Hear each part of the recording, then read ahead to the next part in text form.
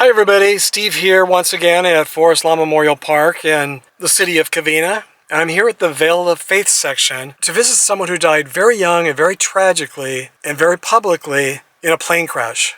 It was a private plane registered to Major League Baseball player Cory Lidle, and I'm sure many of you will remember the news story. It was all over the news when this happened. It was so shocking.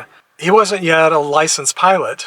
Lidle had taken off from New Jersey and was heading to Nashville, but shortly after taking off, he and his certified flight instructor, who was also on board, were flying in a very narrow corridor above Manhattan, New York City, and at some point they needed to take a U-turn, but they didn't allow enough space to do that, and his private plane crashed right into the side of a high-rise apartment building on the Upper East Side of Manhattan at around 2:45 in the afternoon.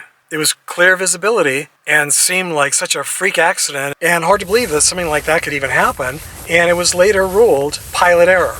But because the plane crashed into one of the apartments and then was engulfed in flame, they were never able to tell who was actually piloting the plane, if it was Lidle or his flight instructor.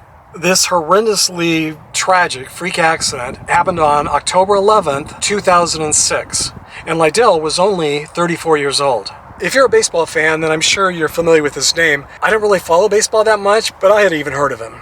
He was a pitcher for 9 seasons for a number of different teams. He played for the New York Mets and the New York Yankees, the Tampa Bay Devil Rays, the Orlando Athletics, the Toronto Blue Jays, the Cincinnati Reds, and the Philadelphia Phillies. He was born in 1972 in Hollywood, California, and he's laid to rest here in the city of Covina, which is about a half hour to 45 minutes east of Hollywood. His Find a Grave Memorial page does have a GPS. Wow, Cory really has a spectacular view from his gravesite here. It's up here on the side of the hill. This is a very hilly cemetery. It's almost all hills, so I'm definitely getting my workout today. I'm glad we were able to find Cory Lidle's final resting place today. As always, thank you for joining me on another trip to the cemetery. Until our next road trip to the past, thanks for sharing the memories, everybody.